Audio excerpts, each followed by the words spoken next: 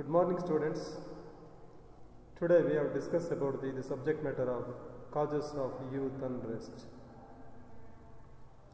in 5th sem 3rd BA, the compulsory paper. Okay.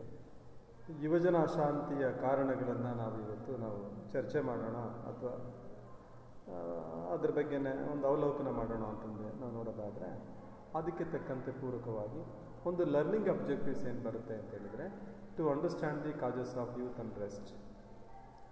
Understand ಇದನ್ನು ಅರ್ಥ ಮಾಡ್ಕೊಳ್ತಕ್ಕಂಥದ್ದು ಇದರದೊಂದು ಮುಖ್ಯವಾದಂಥ ಉದ್ದೇಶಗಳು. ಈ ಸೆಷನ್ ಔಟ್ಕಮ್ಸಲ್ಲಿ ನಾವು ನೋಡೋದಾದರೆ the students will able to understand the brief introduction about the causes of youth unrest. ಒಂದು ಸಂಕ್ಷಿಪ್ತವಾಗಿ ಯುವಜನ ಅಶಾಂತಿಯ ಕಾರಣಗಳನ್ನು ನಾವು ಅರ್ಥ ಮಾಡ್ಕೊಳ್ಬೋದು ಈ ಸೆಷನ್ನಲ್ಲಿ ಅಂತಕ್ಕಂಥದ್ದನ್ನು ಒಂದು ಔಟ್ಕಮ್ಸನ್ನು ನಾವು ನೋಡ್ತಾ ಬರ್ತೀವಿ.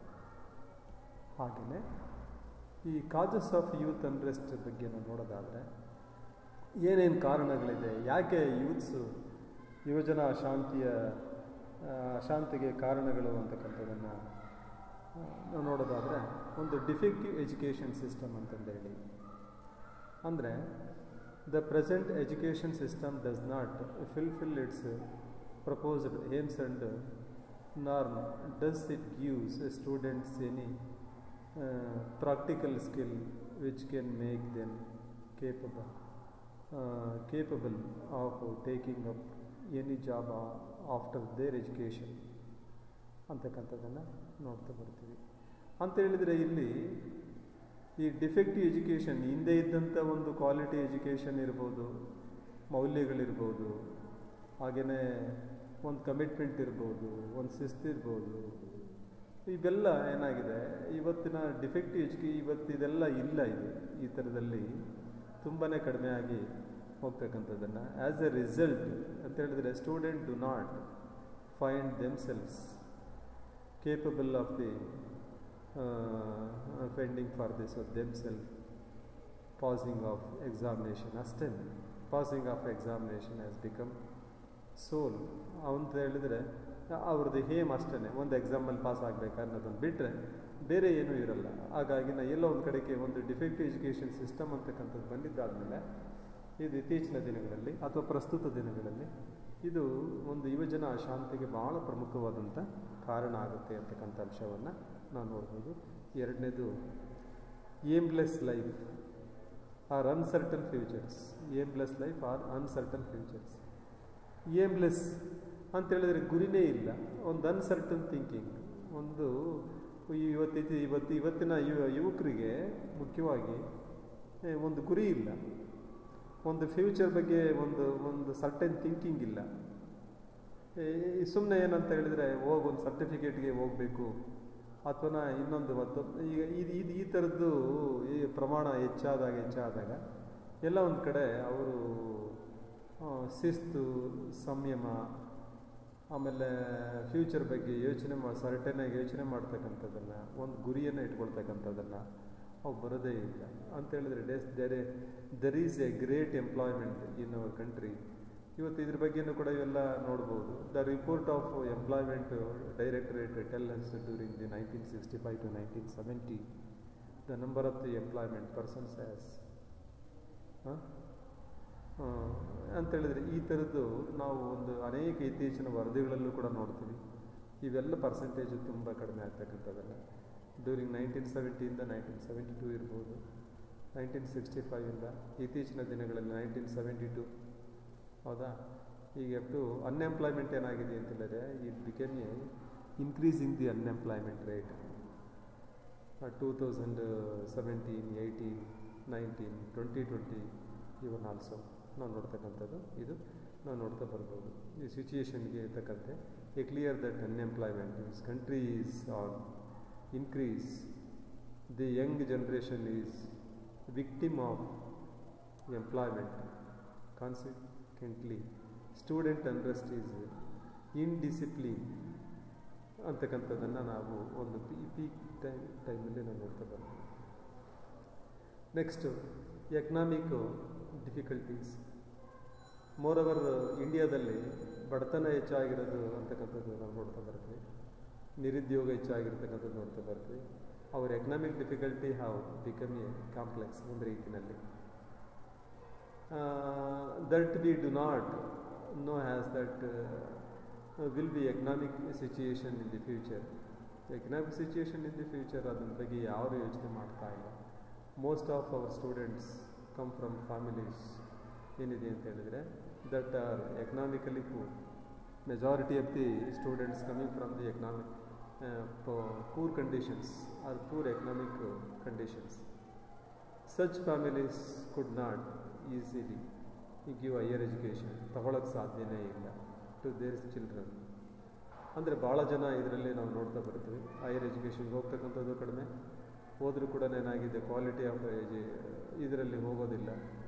ಏನೋ ಒಂದು ರೀತಿಯಲ್ಲಿ ಇದು ತುಂಬ ಡಿಫಿಕಲ್ಟ್ ಇದೆ. ಯಾಕೆ ಅಂತ ಹೇಳಿದರೆ ಬಡತನ ಇರೋದ್ರಿಂದ ಇವರಿಗೆ ಸಪೋರ್ಟ್ ಸಿಗದೇ ಇರೋದು.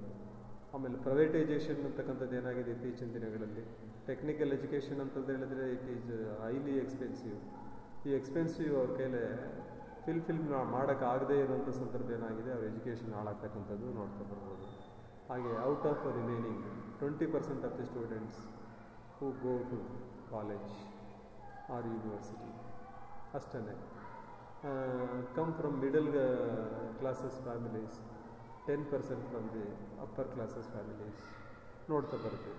The present higher education has become a expensive that the students find difficulty to the ಅಂತೇಳಿದರೆ ಇವರಿಗೆ ಆರ್ಥಿಕವಾಗಿ ಸದೃಢತೆ ಇಲ್ಲದೆ ಇರತಕ್ಕಂಥದ್ದು, ಆರ್ಥಿಕವಾಗಿ ದುರ್ಬಲರಾಗಿರ್ತಕ್ಕಂಥದ್ದು, ಅವರಿಗೆ ಓದ್ತಕ್ಕಂಥ ಆಸೆ ಇರುತ್ತೆ, ಆಸಕ್ತಿ ಇರುತ್ತೆ, ಬಟ್ ಅವರಿಗೆ ಫೆಸಿಲಿಟೀಸ್ ಇಲ್ಲದೆ ಇರತಕ್ಕಂಥದ್ದು ಇದೆಲ್ಲ ಆಗಲಿಕ್ಕೂ ಭಾಳ ಪ್ರಮುಖವಾದಂಥ ಕಾರಣ ಅಂತೇಳಿ ನಾವು ನೋಡ್ಬೋದು.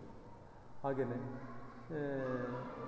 Excuse the number of the students in the class ಅಂತೇಳಿದರೆ generally the number of the students every classes is so high that students teacher are unable to establish can not each and other. ಇವ್ರನ್ನ concentrate class ರೂಮಲ್ಲಿ ಇವರಿಗೆ ಒಂದು control ಮಾಡಲಿಕ್ಕೆ ಆಗ್ತಾ ಇಲ್ಲ. ಒಂದು ಈ ಟೀಚರ್ಸು ಮತ್ತು ಇವ್ರ ಮಧ್ಯದಲ್ಲಿ ಏನಾಗಿದೆ are unable to understand the difficulties to individual students. ಅಂದರೆ ಕೆಲವೇನಾಗಿದೆ ಟೀಚಿಂಗ್ ಫ್ಯಾಕಲ್ಟಿನಲ್ಲೂ ಕೂಡ ಅವ್ರ ಇಂಡಿವಿಜುವಲ್ ಪ್ರಾಬ್ಲಮನ್ನು, ಅವರ ಆರ್ಥಿಕವಾದಂಥ ಬಲಹೀನತೆಯನ್ನು, ಅವರ ದುರ್ಬಲತೆಯನ್ನು, ಅವರ ಕಾರಣಗಳ ಪರಿಣಾಮಗಳನ್ನು ಅರ್ಥ ಮಾಡ್ಕೊಳ್ಳೋಕ್ಕೂ ಆಗದೇ ಇರುವಂಥದ್ದು. ಮತ್ತು ಇನ್ನೊಂದು ಇವರು ಅದರಲ್ಲಿ ಹೇಳೋಕ್ಕಾಗದೇ ಇರ್ತಕ್ಕಂಥದ್ದು. Likewise the personality of the teachers has no impact of the students ಅಂತಕ್ಕಂಥದ್ದನ್ನು ನಾವು ಕೂಡ ನೋಡ್ಬೋದು. There are the several colleges and universities who class room, laboratories, libraries and teachers are not able to several departments. ಇವುಗಳಲ್ಲೂ ಕೂಡ ಇಲ್ಲಿ ದುರ್ಬಲತೆ ಇದ್ದಿದ್ದರಿಂದ ಏನಾಗಿದೆ ಅಂತ ಹೇಳಿದ್ರೆ ಯುವಜನ ಶಾಂತಿಗೆ ಆಗಲಿಕ್ಕೂ ಕೂಡ ಇವು ಕೂಡ ಒಂದು ಕಾರಣಗಳಾಗ್ತವೆ ಅಂತಕ್ಕಂಥದ್ದನ್ನು ನೋಡ್ತಾ ಬರ್ತೀವಿ. ಹಾಗೆ ಡಿಫೆಕ್ಟಿವ್ ಟೀಚಿಂಗ್ ಮೆಥಡ್ ಎಫೆಕ್ಟಿವ್ ಆಗಿರಲಿಲ್ಲ, ಒಂದು ಡಿಫೆಕ್ಟಿವ್ ಟೀಚಿಂಗ್ ಮೆಥಡ್ ಅಂತಕ್ಕಂಥದ್ದು ಇಲ್ಲದೆ ಇರತಕ್ಕಂಥದ್ದನ್ನು ಆ ಪಾಠ ಕೇಳೋಕ್ಕೆ ಬೇಜಾರ. ಈ ಟೀಚಿಂಗ್ ಮೆಥಡ್ ಅಂತಕ್ಕಂಥದ್ದು ಅಂದರೆ in our class colleges universities R become defective ಅಂತ ಎಫೆಕ್ಟಿವ್ನಲ್ಲಿ ಇಲ್ಲದೆ ಇರತಕ್ಕಂಥದ್ದು.